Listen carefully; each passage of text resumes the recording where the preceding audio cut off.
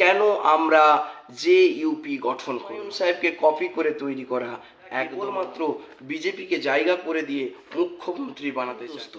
আজকে আপনাদের মনে জেগে ওঠা পশ্চিমবঙ্গের রাজ্য রাজনীতিতে বেশ কিছু প্রশ্ন আপনাদের মনে ঘুরপাক খাচ্ছে। আজকে সেই প্রশ্নগুলো আপনাদের সামনে তুলে ধরব, তার উত্তর। অনুগ্রহ করে ফুল ভিডিওটা দেখার জন্য অনুরোধ থাকছে। আপনারা জানেন গতকালকেই প্রেস ক্লাব কলকাতার বুকে সৈয়দ রুহুল আমিন, পীরজাদা সৈয়দ রুহুল আমিন ভাইজান, যিনি কিনা নতুন পার্টি ঘোষণা করেছেন, যেটা কিনা জেইউপি, জাতীয় উন্নয়ন পার্টি। এই যখনই যে ইউপি লঞ্চ করলো, যখনই যে ইউপি প্রকাশ পেল, সঙ্গে সঙ্গে এই ভারতবর্ষের পশ্চিমবঙ্গের বুকের মাটিতে দাঁড়িয়ে থাকা বেশ কিছু পার্টির অনুগামীরা এবং বেশ কিছু জার্নালিস্ট এবং বেশ কিছু সোশ্যাল মিডিয়ায় অ্যাক্টিভ থাকা পার্সন, যারা কিনা আঙুল তুলেছে পীরজাদা সৈয়দ রুহুল আমিন ভাইজানের দিকে, যারা কিনা আঙুল তুলেছে প্রতাপপুর দরবার শরীফের দিকে, যারা কিনা আঙুল তুলেছে অল ইন্ডিয়া মাইনরিটি অ্যাসোসিয়েশনের দিকে। আসুন, আপনাদের প্রশ্ন তোলা স্বাভাবিক, আপনাদের প্রশ্ন তোলা কোনো অন্যায় দেখছি না, বরং আপনাকে সাধুবাদ জানাই যে আপনি প্রশ্ন তুলেছেন। আর আপনার এই প্রশ্নের উত্তর দিতে সরাসরি আমি সাদ্দাম আপনাদের সঙ্গে। আসুন, আপনার প্রথম প্রশ্ন, যেটা সোশ্যাল মিডিয়াতে খুব ঘুরপাক খাচ্ছে, 2021 সালে আপনি লঞ্চ করলেন ইউএসএফ। 2021 সালে লঞ্চ করলেন ইউএসএফ, ইউনাইটেড সেকুলার ফ্রন্ট। আপনার কি ধারণা বা আপনার কি মনে হচ্ছে এটাই যে কিছু প্রশ্ন আপনি করলেন যে আইএসএফ লঞ্চ করলো, সাথে সাথে আপনি ইউএসএফ লঞ্চ করলেন 2021 সালে? কোথাও কি শাসক দলের কাছ থেকে আইএসএফকে ব্যান করার জন্য, আইএসএফকে বন্ধ করে দেওয়ার জন্য, আইএসএফকে হিমঘরে পাঠানোর জন্য কি ইউএসএফ গঠন করেছিলেন পীরজাদা সৈয়দ রুহুল আমিন? আসুন, আপনার কাছে ক্লিয়ার করে দিই। আপনি আরও প্রশ্ন করেছেন সোশ্যাল মিডিয়ার বুকে, আপনি আরও প্রশ্ন করেছেন বিভিন্ন সাইটে, কমেন্ট করেছেন বিভিন্ন সাইটে যে 2021 সালে ইউএসএফ গঠন করলেন, তার রেজাল্ট নিটফল 0, আর 2026 সালে গঠন করলেন জেইউপি, তার নিটফল 0। আপনি ইতিহাস রচনা করলেন পশ্চিমবঙ্গের বুকে। আসুন, আপনার এই প্রশ্নের সাধুবাদ জানাই, আপনার প্রশ্নকে খণ্ডন করতে আমি সাদ্দাম আপনার সাথে।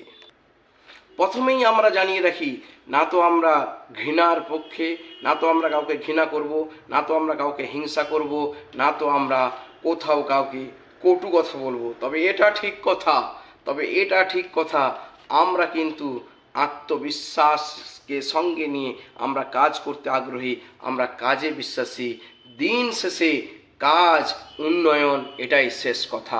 আসুন, এই ইউএসএফ কিভাবে গঠন হয়েছিল, আগে যিনি কিনা এর যিনারা প্রতিষ্ঠাতা, আগে ওনাদের মুখ থেকে শুনে নিই, তারপরে আমি আপনার সামনে কথা বলব। 2021 সালে একবার নিয়ে যেতে চাই। এই 2021 সালে এই প্রেস ক্লাবে বসে আমরা একটি ফ্রন্টের ঘোষণা করেছিলাম, ইউনাইটেড সেকুলার ফ্রন্ট। এটা জানানো আপনাদের জন্য জরুরি। অনেকেই আমরা খুব দ্রুত এই সোশ্যাল মিডিয়ার যুগে ট্রোলিং নিউজের পিছনে ছুটতে ছুটতে আমরা ভুলে যাই যে আমাদের পিছনের ত্যাগ তিতিক্ষা কী ছিল, কোন মানুষের, এটা আমরা মনে করি না। ফলে আমরা দ্রুত যা দেখি তার উপরে আমরা সিদ্ধান্ত নিই। ইউনাইটেড সেকুলার ফ্রন্ট 2021-এ কলকাতা, মুর্শিদাবাদ এবং মেদিনীপুর, পশ্চিম মেদিনীপুর, পূর্ব মেদিনীপুরের কিছু ইন্টেলেকচুয়াল মেম্বার, মানুষ যারা মনে করেছিলেন যে সরকারের কাছে আমাদের আওয়াজ পৌঁছাচ্ছে না, ফলে ঐক্যবদ্ধভাবে আমরা একটা ফ্রন্ট বানাই। যে ফ্রন্ট গঠন করা হয়েছিল প্রায় 13-14টি দল, এবং এই 13-14টি পলিটিক্যাল, নন পলিটিক্যাল মানুষদেরকে নিয়ে আমরা এই প্রেস ক্লাবে ঘোষণা করেছিলাম, এবং যার ডকুমেন্টস আমাদের কাছে আছে। এবং যদি আপনাদের কোনো মিডিয়া বন্ধুর প্রয়োজন হয়, আমাদের যারা সহযোগীরা এসেছেন, আপনারা তাদের কাছ থেকে সেই মিডিয়ার পুরো বক্তব্যটা পেয়ে যাবেন। পুরো ভিডিওটা আপনারা শুনলেন, যেখানে আপনার পরিষ্কারভাবে দেখা যাচ্ছে যে ইউএসএফ কোনো পার্টি ছিল না। ইউএসএফ ছিল একটি ফ্রন্ট, যেখানে কয়েকটি অরাজনৈতিক সংগঠনের সম্মিলিত একটি আওয়াজ সরকারের কাছে পৌঁছে দেওয়ার জন্য এ ফ্রন্ট গঠন করা হয়েছিল। আসলে ইউএসএফ কোনো পার্টি ছিল না। এবার আসি, এই 2026 সালে কেন আমরা যে ইউপি গঠন করলাম। এবার 2026-এর যে ইউপি বলার আগে অন্তত আমরা একটু ফ্ল্যাশব্যাকে যাই 2024 সালে 2021 সাল থেকে 2021 সাল থেকে আপ্রাণ চেষ্টা করেছি। যখন 2021 সালে ইউএসএফকে আমরা ঠিকভাবে দাঁড়াতে পারলাম না, কারণ একাধিক জনের একাধিক বক্তব্য থাকতেই পারে, একাধিক মত থাকতেই পারে, মতের অমিল হতে পারে, কিন্তু মনের অমিল হলে চলবে না। তাই তো আমরা কি করলাম, যেহেতু মতের অমিল দেখা যাচ্ছে সেই জায়গাতে আমরা দেখতে পেলাম তাদেরই একাংশ আজকে শাসক দলে, তাই তো কিনা স্বতন্ত্রভাবে আমরা আসার চেষ্টা করলাম। তো দেখতে পেলাম 2021 সাল থেকে নেই করে 2024 সালে এসে আমরা কিনা সরকারের আমাদের ইলেকশন কমিশন অফ ইন্ডিয়ার তরফ থেকে আমরা কিনা রেজিস্টার পেলাম। আসুন তার ফাইল নম্বরটা আপনাদেরকে জানিয়ে রাখি, সার্চ করবেন আপনারা পেয়ে যাবেন, পাশে আপনাদের স্ক্রিনশট দিয়ে দিলাম, যার ফাইল নম্বর হচ্ছে 56/2024/PPS3, যার ডেট হচ্ছে, যেটার ফাইল ডেট হচ্ছে 17 অক্টোবর 2024। আপনারা দেখলেন যে আমরা যে ইউপি আজকে 2026-এ কথা বলছি ঠিকই, কিন্তু 2026-এর যে ইউপি নয়, বরং 2024 সালে। এবার আপনার কাছে প্রশ্ন, যে ইউপি হুমায়ুন সাহেব আগে গঠন করলেন, আগে নামকরণ করলেন, আগে প্রচার করলেন, তারপরে পীরজাদা সৈয়দ রুহুল আমিন ভাইজান তিনি করলেন, এটা কি কোথাও হুমায়ুন সাহেবকে ভীমগড়ে পাঠানোর কৌশল? একদমও না। আমরা তো কারোর পক্ষেও নয়, আবার কারোর বিপক্ষেও নয়। তবে একটা কথা, যারা ন্যায়ের পক্ষে, নীতির পক্ষে, গণতন্ত্রের পক্ষে, মানুষের সাথে, মানবিকতার সাথে, আইডলের সঙ্গে আদর্শগতভাবে মিল আছে, প্রত্যেককে আমরা ওয়েলকাম জানাই যে ইউপি, জাতীয় উন্নয়ন পার্টি। অনেকেই এটা বলছেন যে ইউপি জনতা উন্নয়ন পার্টি, যেটা আমাদের হুমায়ুন সাহেবকে কপি করে তৈরি করা, একদমও নয়। যেটা পূর্বেই আপনাদেরকে জানিয়েছি, পুরো ওয়েবসাইটে ব্যাপারটা রয়েছে, আপনারা দেখে নিন। অন্তত এটাকে নিয়ে অন্তত আর প্রশ্ন করবেন না। প্রশ্ন করুন উন্নয়নকে নিয়ে, প্রশ্ন করুন কাজকে নিয়ে, প্রশ্ন করুন সেবাকে নিয়ে। অবশ্যই আমরা একটু শুনে নেব এই দুই জায়গায় যে ইউপি আছে এটা নিয়ে সুপ্রিমো কি বলছেন, আপনারা সেটা শুনে নিন। এই জেইউপি নামে হয়তো বাংলায় আরো কোনো ইলেকশন পার্টি আছে, যেটা নিয়ে বিভ্রান্ত হওয়ার কিছু জায়গা আছে। তবে আমরা মনে করি, আমরা ইলেকশন কমিশনের ওয়েবসাইটে গিয়ে দেখেছি, জেইউপি নামে বাংলায় একমাত্র জাতীয় উন্নয়ন পার্টি রেজিস্টার্ড আছে, বাকি এই নামের কোনো রেজিস্টার্ড পার্টি নেই। এতক্ষণ শুনলেন জেইউপি এবং সেই সঙ্গে সঙ্গে আরও শুনলেন ইউএসএফ সংক্রান্ত বিশদের ব্যাপারে আপনাদের সামনে আলোচনা করলাম। আরও আলোচনার জন্য অবশ্যই আপনি আমার সঙ্গে যোগাযোগ করুন, আমরা আপনাদের সঙ্গে কথা বলবো। এবার আসি, এই যে পার্টিগুলো সৃষ্টি হচ্ছে, পার্টি সৃষ্টি করার সঙ্গে সঙ্গে বেশ কিছু জন বলছে এটা মুসলিমের পার্টি। কেন মুসলিমের পার্টি? আপনি যখন বিজেপি আসছে কেন বলছেন না হিন্দুর পার্টি? যখন তৃণমূল আসছে কেন বলছেন না এটা হিন্দুর পার্টি? আপনার যখন অন্য কোনো পার্টি লঞ্চ করছে কেন বলছেন না এটা শিখদের পার্টি? এটা যখন কোনো আম আদমি লঞ্চ করছে তখন কেন বলছেন না এটা অমুকের পার্টি? তখন সেটা আপনার কাছে সেকুলার মনে হচ্ছে। আর পীরজাদা সৈয়দ রুহুল আমিন সহ অন্যান্য ধর্মগুরুরা যখন তারা রাস্তায় নেমে গণতন্ত্রের পক্ষে আওয়াজ তোলে, রাস্তায় নেমে ন্যায়ের পক্ষে আওয়াজ তোলে, তখন কেন আপনার তাকে কমিউনাল মনে হয়? তার কারণ আপনার মাইন্ড সেট করে দেওয়া হয়েছে টুপিওয়ালা মানে কমিউনাল, আপনার মাইন্ড সেট করে দেওয়া হয়েছে মুসলমান মানে কমিউনাল। কিন্তু জেনে রাখুন, মুসলমান কমিউনাল নয়, মুসলমান সবাইকে নিয়ে চলতে ভালোবাসে। এটা আপনার কোথাও বোঝার ভুল হচ্ছে বলে আমি মনে করছি।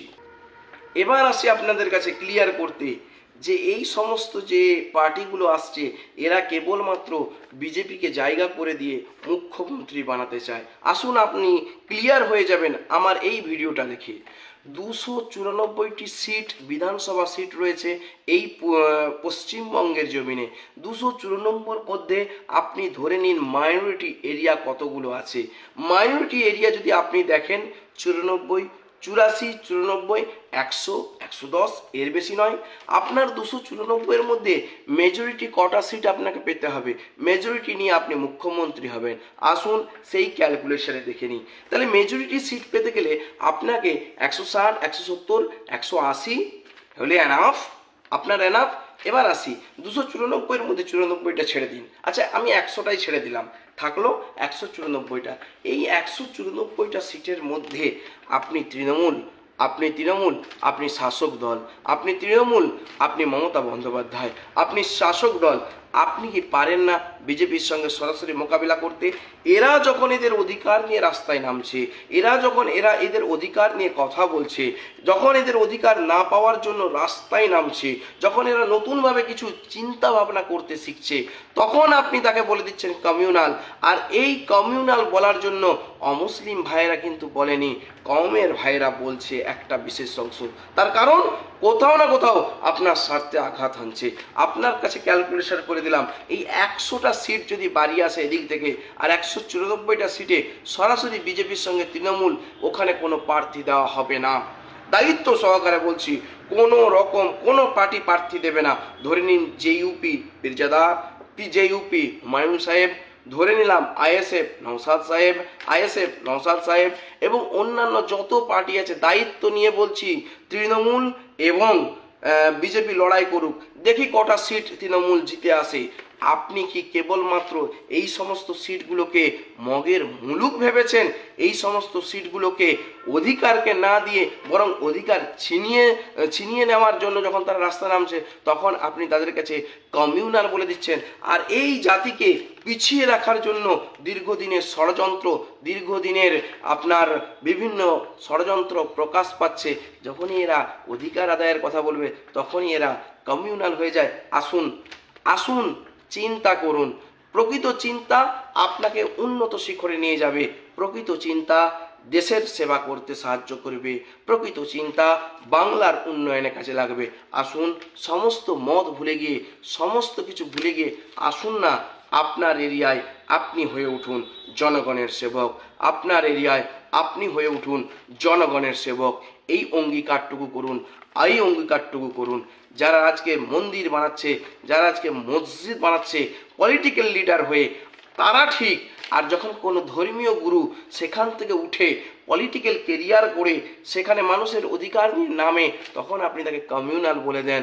যখন ধর্মীয় গুরুরা, বিশেষ করে পীরজাদারা, বিশেষ করে আলেম সমাজ, এরা সমাজের মূল স্রোতে ফিরে আসবে, ইয়ানে অন্যান্য দিকটা এরা ভাবা শুরু করবে, অর্থনৈতিক, সামাজিক, ধর্মীয়, রাজনীতি এগুলো ভাবা শুরু করবে, দেশ তত্তর করে আগে বেড়ে যাবে।